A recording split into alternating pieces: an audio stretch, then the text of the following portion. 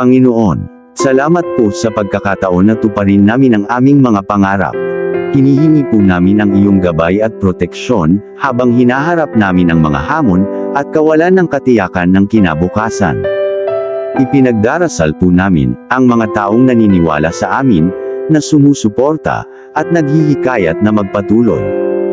Pakibigyan po sila, ng biyaya at kapayapaan, at punuin po ang kanilang mga puso ng pag-asa at kagalakan.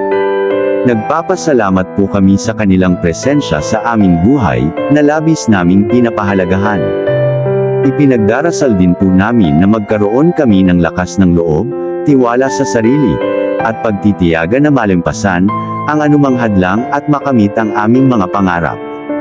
Ipagkaloob mo po sa amin ang karunungan, ang malikhaing diwa, at ang sigla na gamitin ang aming mga talento at kakayahan, para sa iyong kaluwalhatian, at para sa kapakinabangan ng iba.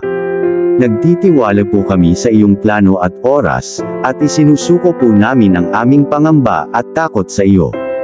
Alam po namin na lagi ka naming kasama, at hindi mo kami iiwan o pababayaan. Nagpapasalamat po kami sa iyong walang hanggang pag-ibig at awa.